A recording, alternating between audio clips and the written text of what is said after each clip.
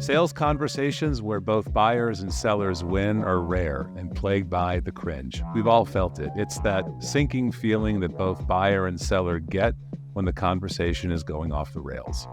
My name is Adam Clay. I'm the CEO of Rainmakers. I've spent 25 years building and leading global sales organizations and thinking about the sales conversation. At The Cringe, we put the sales conversation under the microscope and explore pathways to ensuring sales reps, leaders, and managers conduct great sales conversations. Today, my guest is Tom Latteray, managing partner at M3 Learning. Tom, welcome to The Cringe. Thanks, Adam. Really glad to be here. I'm really looking forward to the conversation. Yeah, thank you. Thank you. So good to have you here, and likewise. Tell us a little bit about M3 Learning and the kinds of sales conversations you help your clients have. So, M3 Learning was founded by a gentleman, Skip Miller. Sadly, Skip just passed away last week, right before New Year's. And, I've known him for 20 years. I hired him 20 years ago. I've worked closely with him for the last 10. And he was he was a great friend, but an incredible mentor. And if anybody, and I'd recommend you do this too, the family posted something about his passing early this week on LinkedIn. And I'm going to tell you, Adam, there's 500 comments from people that he coached over the 30 years that we were doing this, from really significant companies, the Zooms of the world, the Apples, WebEx, big companies. And people are not just saying, hey, Skip's going to be missed, but literally leaving 2 or 3 paragraphs of the impact that he made. And, my story starts 20 years ago. I was a vice president of sales. One of my regional managers read this book called Proactive Sales Management by Skip. And Dan Summers was his name. He comes to me and he goes, hey, we should hire this guy to come. And I'm like, yeah, that's great. Let's bring Skip in. We had 50 salespeople, 5 regional managers. Now, Adam, I remember, I'm a little bit older now, but I was young. I was about 37, 38. We were killing it. We were having about 35% growth for 2 or 3 years in a row. We were in building materials. We were doing really well. And I remember thinking, this guy's going to come in. He's going to be so impressed with the Wonder Kid here that he'll probably devote a chapter to me in his next book, right? And so, but Skip comes in. It's myself, my 5 regional managers, and he says, hey guys, before we get started, who's your best salesperson? And we go, oh, it's Rich. Rich Fenlock was our number 1 salesperson 3 years in a row, just killed it, right? And Skip goes, great. How do you know, or why is Rich your best salesperson? And of course, Adam, what was our answer? Well, he sells the most. That's what Rich does, right? Of course. And yeah. Skip goes, okay, great. I get it. How do you guys know Rich is going to hit his goal 12 months from now? And we're like, well, Rich always hits his goal. That's what A players do. That's what Rich does. We don't have to worry about Rich. He goes, great, get it. Let me ask you guys a question though, and it's a really important question. What's Rich doing today? What's he doing right now? You guys are at this 2-day program. What's Rich doing to make sure he hits his goals 12 months from now? And Adam, we could not answer that question. I remember going to the bathroom with one of my regional managers, looking, going, oh my gosh, we stink, because we were spending our time with all of our C players, trying to help them get better. There was nothing we as a leader were going to do to make Rich better, right? Rich was already really good. So we weren't spending our time observing what Rich was doing and what Skip helped us see. I mean, I remember feeling like my mind expanded in a place. I was like, wow, this makes sense. What are the metrics that create success? What are the measurements? How do I measure those things? And then how do I motivate the rest of my team to be like Rich? And so those are the 3 M's. Those are the 3 M's in M3. That's what we teach: the metrics, the measurements, the motivations. How do we help sales leaders lead their teams really well? How do you create a whole team of riches that, you just have to observe and guide them? Like Tiger Woods, right? Like just they know what they need to do. How do we help them make that? And then how do you help salespeople figure out what are the activities I need to do on a daily basis, and what are the skill sets I need to get? And so I've been doing that work with Skip for over 20 years, and he's going to be really missed by a whole bunch of people. But the best way I can honor my friend is to continue that legacy and create that same moment for sales leaders where, they're, well, oh, that makes sense. You mean if I do that? And so, our commitment is to continue that work that Skip started. And so I'm just, excited about how we make sure that happens in the future. Okay. Well, thank you. Thank you, Tom. And of course, I was saddened to learn about Skip's passing, and I'm sorry for your loss. I know how closely you guys worked together for about 2 decades. Yeah, thank you. So given all of your experiences, both as a practitioner, a salesperson, a head of sales, and now for quite some time, one who helps other people have sales conversations, I imagine you're around, hundreds, if not thousands of sales conversations. I have to ask, what makes you cringe in a sales conversation?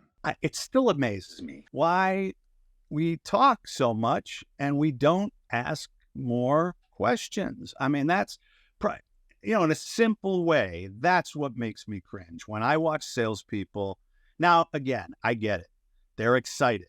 I think most of the time when we join a new company, we get, the 2.0 chord goes in our brain, and the company says, here's why we're great. Here's how we do what we do. And so most of us get really excited and we want to tell other people, we want to change the world for clients. I think we really do want to help our clients. The problem is, and this was one of the things that Skip really taught me early, people don't want to be educated. They want to be validated. And so as salespeople, we think our job is to go in and blah, blah, blah, blah, blah, blah, blah. Let me tell you why we're great. Let me tell you how we can solve this, how we can fix this. But really, the reality is most people want to be in control of that process. So how do we help them solve their problem by actually, engaging them in a powerful way? How do we discover what that issue is, what the problem is, so then we can help them see that in a different way? And then whenever I'm going to educate you, I'm going to educate you specifically to help you solve the problem that you told me you had. Does that make sense? Yeah, it makes perfect sense. And, Tom, you and I have known each other for a little while now, and I've been doing this for quite some time. I've actually never heard it put in the way that you just stated it. So to repeat, make sure I got it right. So people, meaning buyers, aren't necessarily seeking to be educated. They're seeking to be validated. Yeah. And so I think we all know, that a seller's default version of educating is to pitch the product, talk about features, talk about benefits. I'm interested in what you mean by validation and how that happens. I think what happens, and listen, what we see happen is the client pushes us to education. So a lot of times the conversations start, here's the problem we've got to fix this. I've already talked to X, you're the third person we're talking to, or we're using this solution today. How are you guys different? How are you guys better? What do you guys do differently? And so we get tricked into this education conversation. And most salespeople, because that's what we know, we go, great. Oh, you want to know about my stuff? Fantastic. Let me spend the next 45 minutes giving you a demo, and I'm just going to talk nonstop so that you see what I see, how great this product is. Instead of, listen, I've got a 45-minute demo that I can't wait to show you. But before I do that, do you mind if I just ask you a few questions? What caused you to pick up the phone and reach out to us? What caused you to send us an email? What's going on in your business that had you even start this conversation? What's broken? What needs to be fixed? What are the gaps in your business? So based on conversations we've had with people just like you, they're telling us that these are one of the top 3 issues that they're fighting. They can't get enough sales. They're having trouble prospecting. Are any of those issues your biggest issues? And if they are, what are you guys doing to address them? How's that going? And so the first place is, how do I stop talking about my stuff and find out what the cause is? What's going on in your world that needs to be fixed or needs to be solved? So we teach organizations, salespeople, to go, first, you got to find the cause. And then the second thing is, I've got to find the outcomes that the client wants to see. What are the positive outcomes they need to see? And what are the negative outcomes they're trying to avoid? And ideally, the energy is, this is an outcome I want to see, but I need to see it in the next 3 to 6 months. So what do you need to do before the end of the first quarter to make sure that you hit your yearly goal? Now, if I find that out, now I can educate you to, oh, well, here's what we do to help organizations like yours. So you teach hitting the pause button. Yeah. Even if a prospect asks for you as a seller to tell them all about how you might be able to help. And of course, at that moment, it's tempting. That's a big theme here on the Cringe. And then talk about causes, talk about desired outcomes. We're not going to talk. I'm going to get them to talk. Yeah. That's the key, right? Yes. Most of us will go, oh, well, let me tell you, these are the outcomes most people. Instead, of course, let me get you your outcomes, right? Yeah. So the seller is asking questions to help reveal to both parties things like cause and outcome and implication. You didn't say it, but you sort of implied it in your explanation. And so just tie that back to this notion of validation. So now the buyer is talking in response to questions that have been asked. They're revealing, something of their situation, their company, themselves. You call that validation. That's not a term that we've heard on the Cringe up until this point. Just talk a little bit about what's going on there. One of the things, if you think about your sales process, and actually we kind of try to help organizations think, let's not think about a sales process.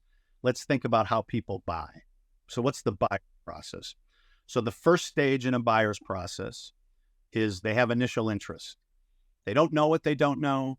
They're in discovery. They're trying to learn what are the questions? What are the things I need to think about? Then they want to be educated. And then we call the third stage transfer of ownership or validation. Okay.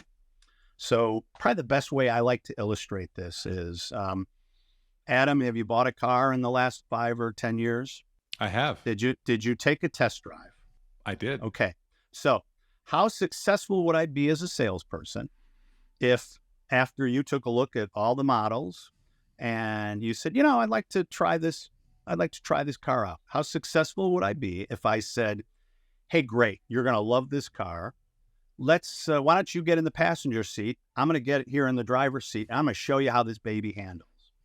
That's not how a test drive works. Yeah. Where do you sit? Right. You sit in the driver's seat. So the question we ask is, how do you put your buyer in the driver's seat? And the reason we go in the driver's seat is because we want to validate a decision that we're already starting to make, right? And validation is this emotional connection to the decision that I'm already thinking about making. Does that make sense? Yeah. And I love the way you're describing the situation. Yeah. So that's a lot easier said than done. Oh yeah. How do I put somebody into the driver's seat? Because I think the metaphor around allowing the buyer to be in the driver's seat extends to the way you have a conversation. It extends to who comes up with the ideas about how the solution, for example, could be applied, whether there's a problem to be solved and what its significance are. I think what you're saying is that the tendency of the seller is in those moments when ideas are being formed and decisions need to get made, the hands of the salesperson go back on the wheel and the buyer gets thrown out of the car. I think that's also part of the metaphor. And the best way to transact is to do business with willing participants who keep their hands on the wheel. They know what they need, they know where to go, and you're just kind of there to facilitate. So that's a lot of talking. Let me just stop there and you can tell me if that's right. Skip would say, we want to help the client go from I get it to, oh, I get it. And that's a difference. You want to see the light bulb. We've all had that moment where the light bulb goes off in the client's head and they go, oh, that makes sense. So if I do this, then that would do. Now, how do we facilitate that moment? How do we make that moment happen so that then the client says, yeah, this makes sense. Let's just move forward. Now we're no longer selling. We're just along for the ride. So how do you create that moment? We have found most organizations, if you put some mindset to it, you can create intentional transfer of ownership positions that enhance what you learned in discovery, because that's the key. I have to tie it back to something I learned in discovery. This is a problem. And why are you trying to solve this? What's the greater good here that you're trying to solve and fix? And so, here's a really good example of this. And it'll take me just a few minutes to set this up, but it's a pretty good. So Skip, probably about 10 years ago, Skip came back into the office, and our administrator, Jane, who also has passed since then, Jane was crying. And Skip's like, Jane, what's wrong? And she goes, Skip, I think I'm going to quit. I need to quit. My husband resigned 2 years ago. I don't know why I didn't retire with him. This printer we've got is horrible. It's causing us all kinds of problems. So Adam, if you can imagine 10 years ago, when we would go out and do a program, we'd send a 50-page binder out to everybody and everybody'd get that. But Jane was the one who printed those binders, and she shipped them out ahead of time. So Skip and myself would have the binders at the program. But the printer we were using was bad, and it was causing all kinds of problems. So Skip says, Jane, don't worry about it. Here's $1,000. Go get a new printer. And, $1,000 10 years ago, you could get a pretty nice printer for that, right? So a week later, Skip comes back. Jane goes, great news. I found the printer. The only problem is it's a little more expensive. It's $1,400. But the print salesperson would like to talk to you. Skip's like, okay, great. So print salesperson gets on the phone and goes, Skip, oh, the printer Jane picked out is great. The XP507C3 is one of our best printers, and you're going to love it. I don't know if you know this, but your existing printer takes 4 cartridges. This one only takes 3. Your existing printer has 20 pages a minute. You can print this one 40 pages a minute, double the output. And Skip, of course, goes, yeah, that sounds great, but it's $400 over budget. Can you do anything on the price? The salesperson, they negotiate. Skip gets the printer for $1,200. Print salesperson sells a printer. On the surface, everyone should be happy, correct?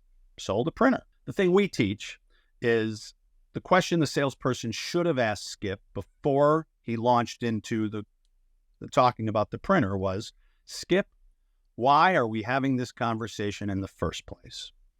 And Skip probably would have said, well, Jane's angry. She's upset. The old printer's not working, and Jane's pretty valuable to me. I can't afford to lose Jane. Adam, what do you think it would cost Skip to replace Jane if he had to replace Jane? She's been with him, at that point, she'd been with him 20 some years. Would you agree that it probably would cost somewhere between $20 and $40 to maybe $50,000 to replace Jane? Fair enough? How much time would it cost Skip to replace Jane? If the salesperson had asked a question like that, Skip might have actually said, well, Jane actually tried to quit 3 years ago. I went through 3 administrators. I'm a horrible hirer. And in fact, the last administrator, I came back from a week of selling and her feet were on the desk and she was watching soap operas. I'm like, what are you doing? And so it's going to take Skip somewhere between 2 and 6 months to replace Jane. Now, the third question that I would ask is, while you're trying to find Jane and you're trying to replace her, who's going to be printing those binders, Skip? And Skip would go, well, I guess it'd probably be me. And then Skip, when are you going to do that? Well, I guess I'd be doing it on weekends and evenings, and I'd be taking away family time and all of that. Now, the premise is here.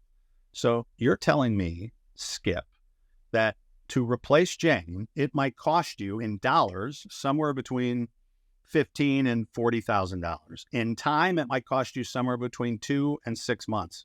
And while you're trying to figure that out, you're going to be the one to do that. And now you want to talk to me about a $400 price difference? You know what I mean? I mean, that's great story. And the reality of this is if I'm a good enough salesperson, I would go to Skip and say, Skip, you told me, our product can actually give Jane about 3 to 5 hours a week of productivity. If Jane had 3 to 5 hours of productivity, what projects would you put her on? And Skip might say, well, I'd probably have her try to grow my business. I'd probably have her. Great. Listen, Skip, you might not want to buy one printer at $1,400. You might want to buy 5, because this thing is not only going to save you time and money, but it's going to make you time and money. Now, you don't have that conversation if you start by telling Skip about the printer. The only way to have that conversation is to ask a cause question and outcome questions and pull that information out from Skip so that you can then say, Skip, here's how our product solves that problem. That's a validation exercise. That's a very vivid and colorful way to illustrate the points we've been talking about so far. I appreciate that. So you mentioned something about painting a picture of the future state. So I'd love to hear a little bit more about that, if it's a fair question, if that's something that you work on with your customers, because I think that's a potentially very powerful part of a conversation, but my guess is it's not had. It's hard. Yeah. Very often. Yeah. That's hard to do. So talk about how you go about painting a picture of a future state and what the key ingredients of that might be. I'm really curious. Yeah. So one of the biggest things we recommend salespeople do in discovery is, first, before I launch into a discovery call, I actually do a little bit of research. I Google, maybe I chat GPT it, biggest problems at this level in this industry. What are the top 3 problems? What are the top 5 problems? And I equip myself. So either I look at Google first, I go to their website second, I try to see what they're focused on, what the organization is trying to go after. And then I look at a LinkedIn page. I look at the person's LinkedIn page to see what they say is important to them, right?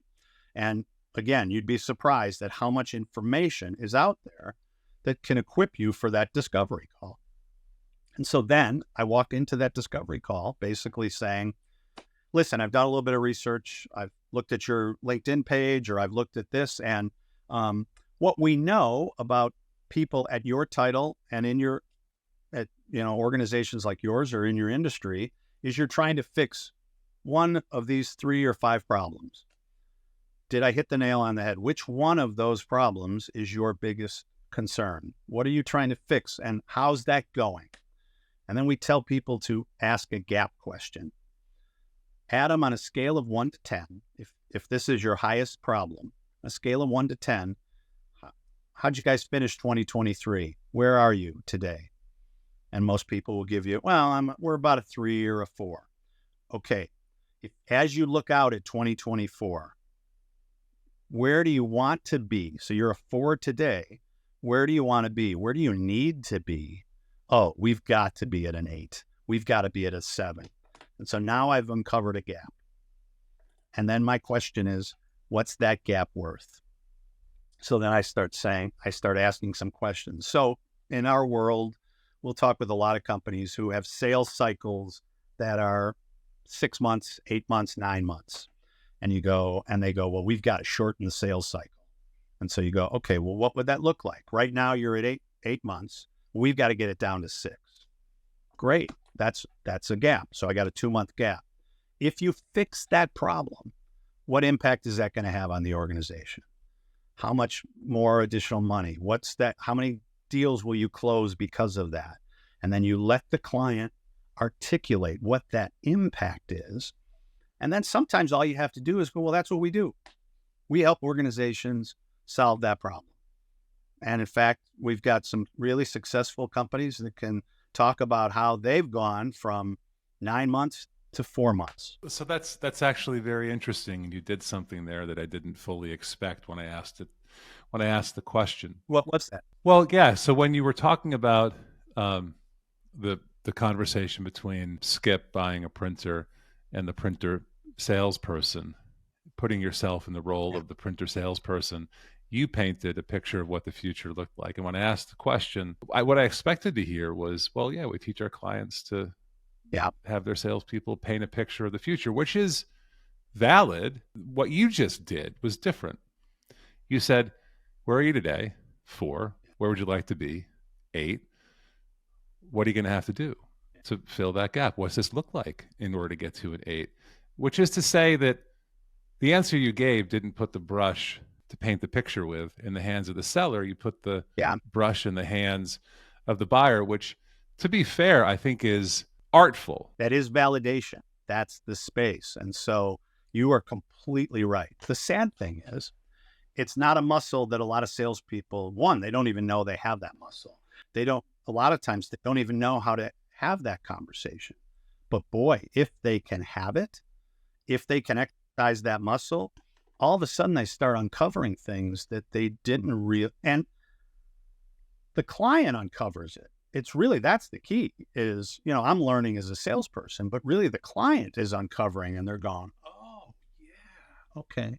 Yeah. And then you start seeing minds expand. In my day job as the CEO of Rainmakers, I get to talk to sales leaders and heads of sales enablement like every day. And most of the conversations that we have, which we're delighted to have, revolve around helping organizations drive better conversations. And a lot of what defines a better conversation is uncovering need, right? Uncovering pain, right? Uncovering an issue or a problem.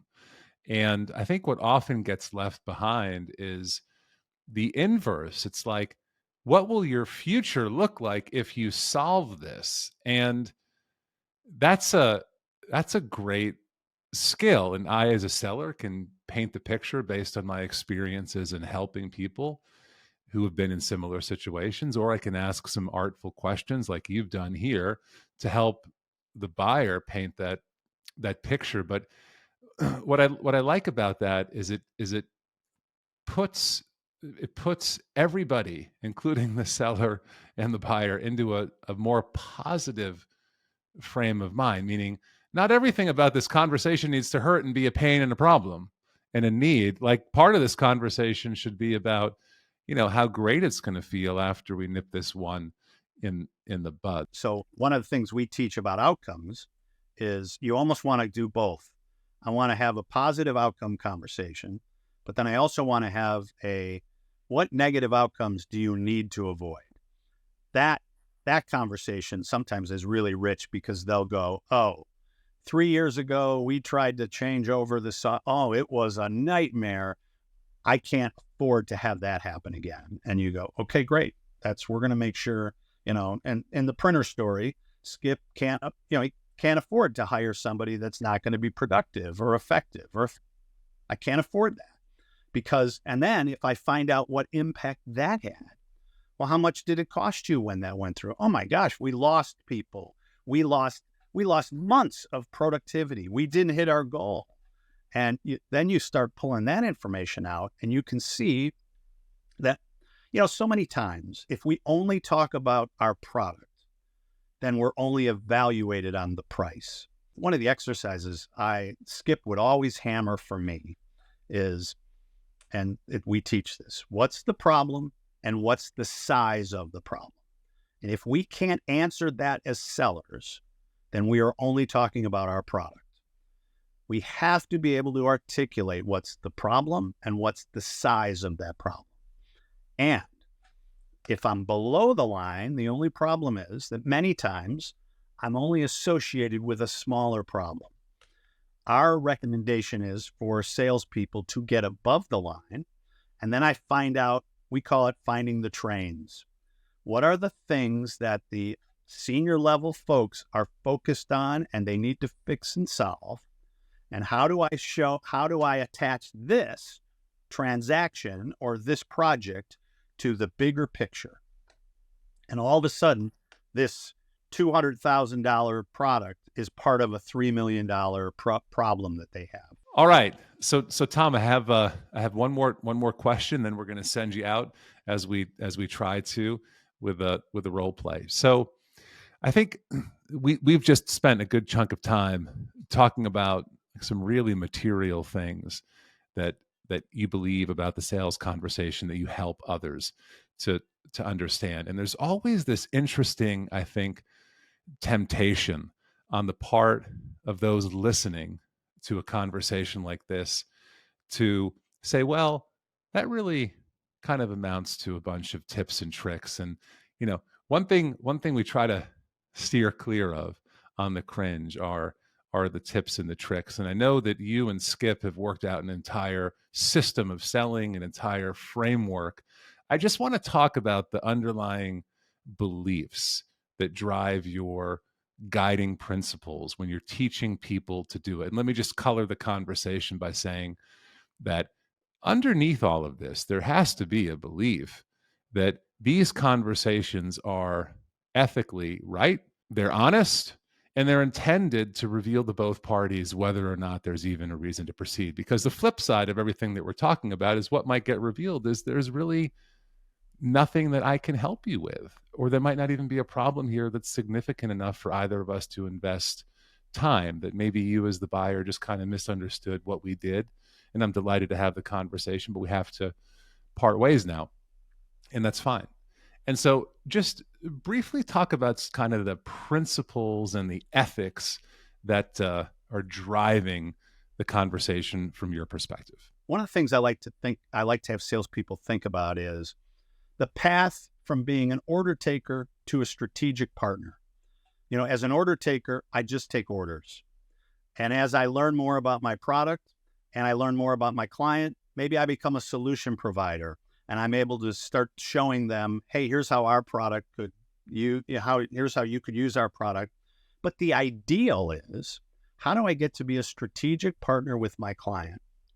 And as a strategic partner, the way I operate is there may actually be times where I'm going to make a recommendation that we're not the right product. And as a strategic partner, even though I might lose the transaction, I keep the long-term relationship. And that, I think, is the big change.